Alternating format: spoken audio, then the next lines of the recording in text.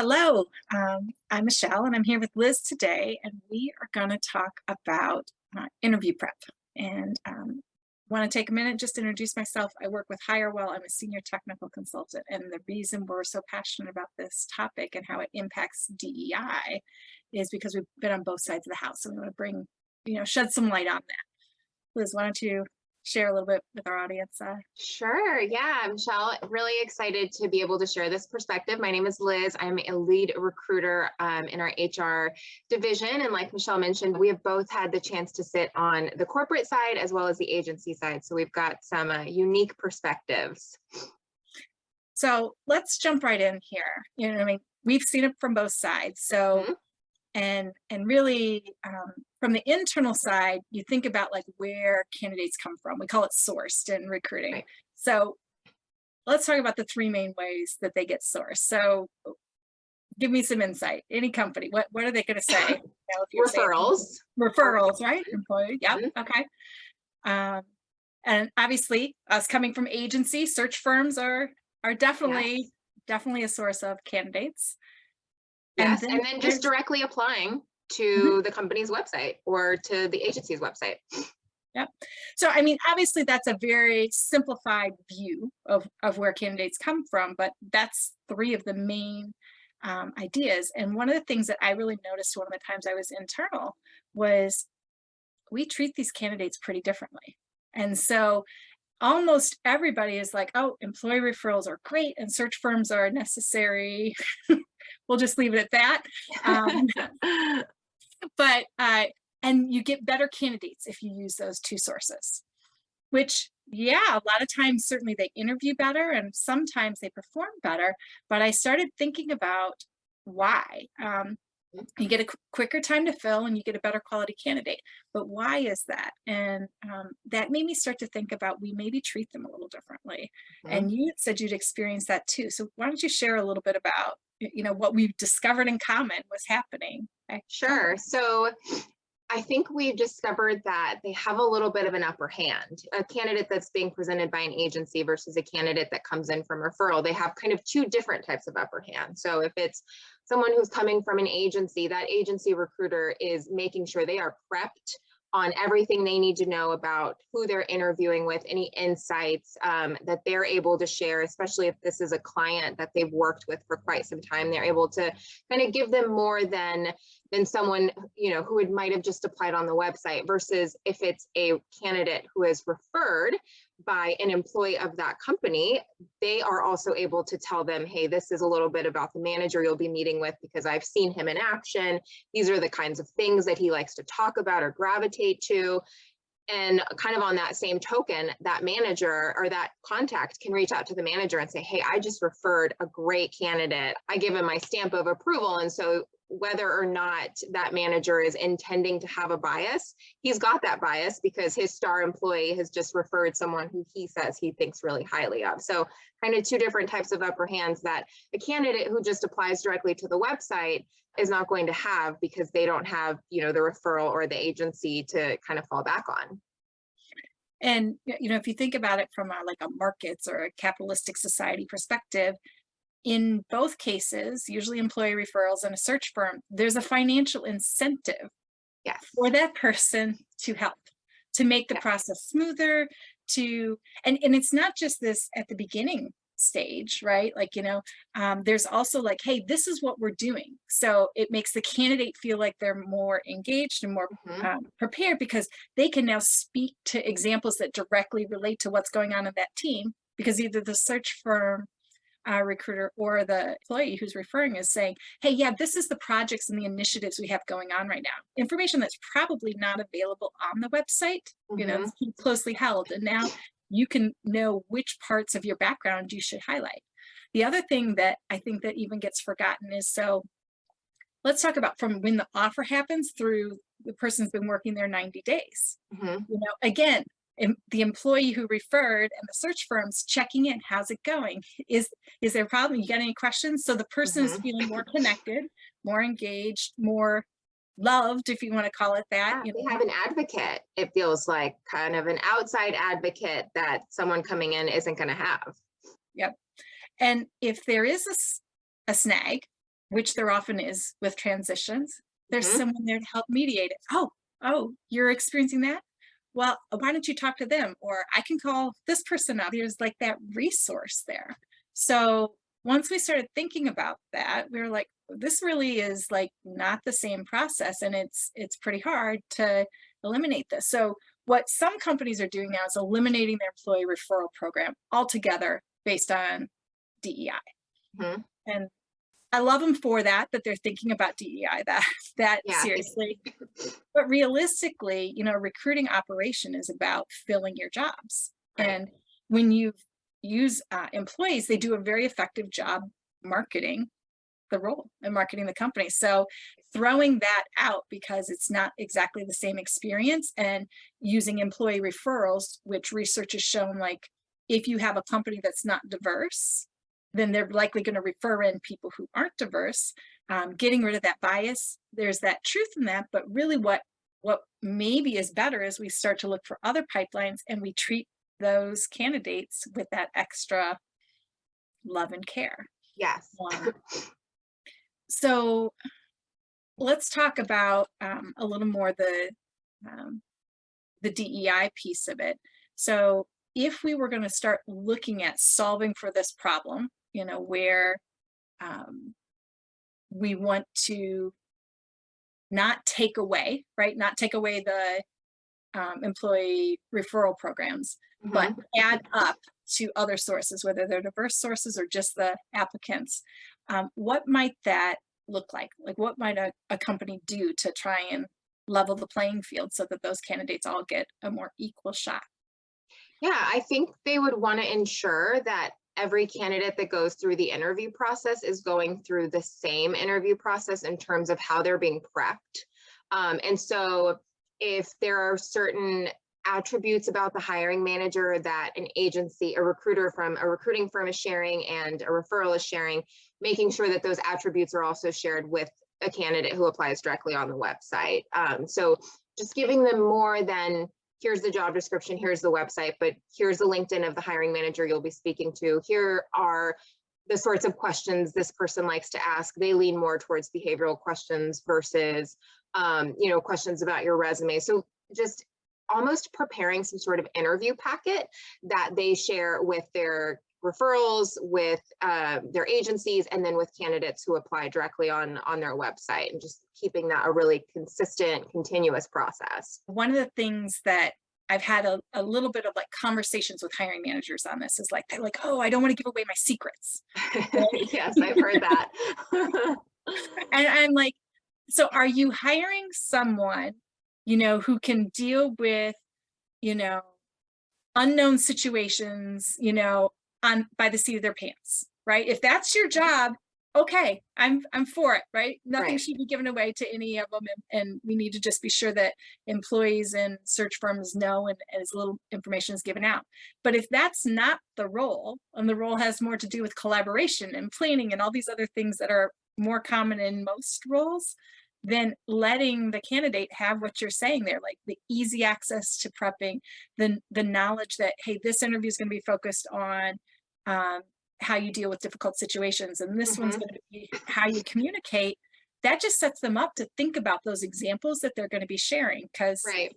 ultimately you have 30 minutes or 60 minutes to convey down, years of experience. So Exactly. And then they have the ability to show that they can prepare for an interview with the information they were given. I mean, you think about just being back in school, you had to study for an exam. It wasn't just like, you're going to have to guess what's on that exam. You don't know if it's going to be what we covered in unit 1, unit 2, or unit 3. You went in knowing, okay, this is a unit 3 exam. So I have to study everything that we went over in unit 3 so that I can be successful. I mean, it's just kind of applying that to the working world. well, and I think it's interesting, like, I'm implementing this right now, and Mhm. all my scheduling confirmation emails say, hey, to learn a little bit more about us, and it has 3 links. It has a I love link to that. like a 3 to 4 minute video, and it has the link to our open jobs, so you can go Mhm. easily read the job description, and link to the about page or the career page of the company. And then I start the interview. I say, hey, let's just be sure we know what we're talking about here. Did you have a chance to watch that video? What does that Yes. tell me? You know what I mean? And then Exactly. usually what I get is like, oh yeah, I watched that and I did this. And for the candidates who haven't done that, it's like it's not a huge barrier, but like Mhm. it changes a little bit. Like, yeah, life happens, but it tells me a little bit about, their level of Yeah, interest, and exactly. usually they dive deeper by me just giving them the first couple steps there. That's so true. That's so true. So what other ideas do you have? What else could we potentially be doing to try and help level this playing field? Well, I know we had talked a little bit about open house sessions that are hosted either by the hiring manager, or if it's the company, their internal recruiting team or internal talent acquisition team, where maybe it's the information that we send in an email, but we allow them to kind of come to this session with questions. And then the talent acquisition team or kind of the representative can talk out loud about all the things that we talked about, but in a asking question sort of setting. Obviously, they can't give everything away. There does need to be some, some mystery, I'm sure, in the interview process, but allow kind of everyone to have that open playing field. I think is another option that we were talking through that might be something that is just more equitable. And I love that. I haven't had that up before. I worked for an organization that did use it for like a reoccurring need, like like where Mhm. they were gonna regularly have that. But I also love it, like for like let's say you're like there's a business unit has a lot of growth planned. Mhm. Like Yes. doesn't necessarily need to be specific to individual roles, but if you know that your vertical organization is going to have 20% growth in headcount this year, getting, a C-suite and a couple of the leaders talking about what's coming down the pipeline, in terms of like, Love that. what are the big Yeah. initiatives? Like, hey, we're going to do an ERP conversion. Well, that's really helpful information about anybody who's going to come into an Yes. organization. And then if they've done that before, which would be usually really helpful to your Yeah. organization, they know to be sure to tell you, hey, I've done this before, and this is the gotchas, and this is the successes, and what I can bring from that. Whereas if that's kind of buried, it's not Yeah. available information yet, then maybe Exactly. it takes a while to get to that. So I love that idea that you came up with the open house. Yeah. Well, and I think in addition to just making the process more equitable, it just elevates the employee experience because it elevates it before they're even an employee. They're a candidate also considering, do I want to come work for this organization? And if they're seeing like, wow, they're taking extra steps and measures to make sure that I'm prepared and that I feel comfortable in this interview process, which interview processes are so daunting, and just kind of setting them up to succeed. I know as a candidate, if I were in those shoes, I would feel really thankful to have the buy-in of if C-suite joined or if just they took the time to do that. I think it would just make the experience so much better. Yeah. So we can't forget the one that our counterpart James Hornick throws out all the time, which is a really easy lift, right? Like, maybe open house sessions seem intimidating. You're not sure where you're going to think about them for your own organization, but a frequently asked questions section for the web page. Yes. I mean, Love like, that. think about, and really all you got to do is spend a month and have all your recruiters and hiring managers say, what questions are my candidates asking? Just keep a list. There's going to That be is so good. cards, and get those questions answered up front.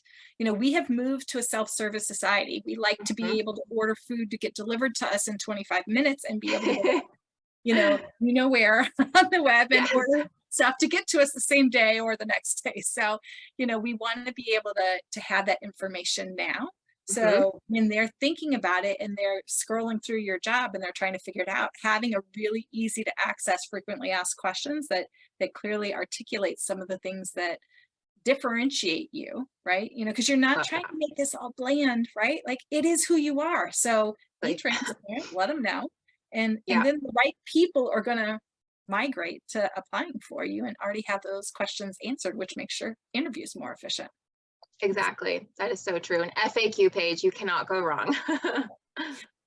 What about another idea? Do you have another one for us?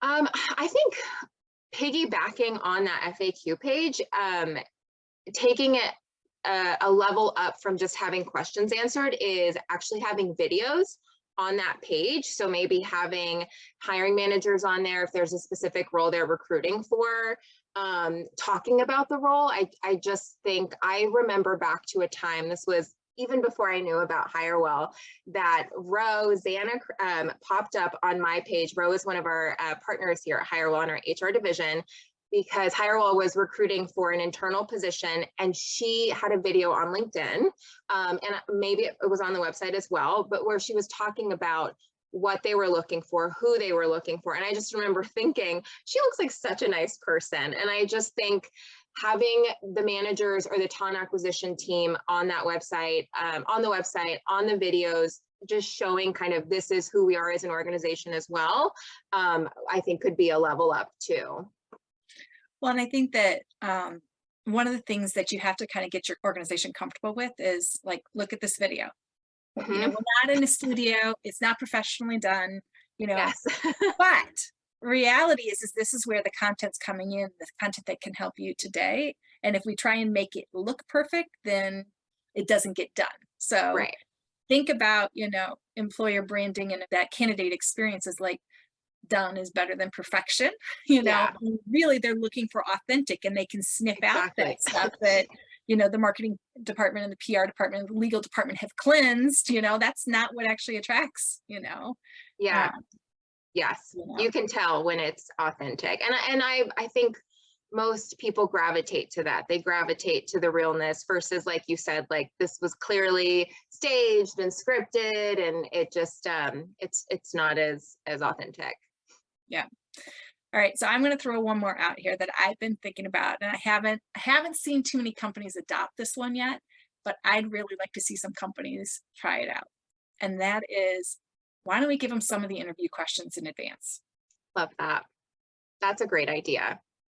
You know, Are you thinking have the hiring managers write the questions, pass that on to the talent acquisition team, or more the questions that they would get from that first step where they're talking to the recruiter or the talent acquisition person? I mean, I do think it's going to depend on the role and the company and that kind of stuff. I acknowledge that.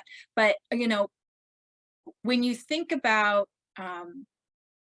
you know, what you want an employee to do, right? If you know you have a meeting scheduled, you want that employee to go look for the agenda and prep for the meeting, so the meeting's the most productive. So true. Yep.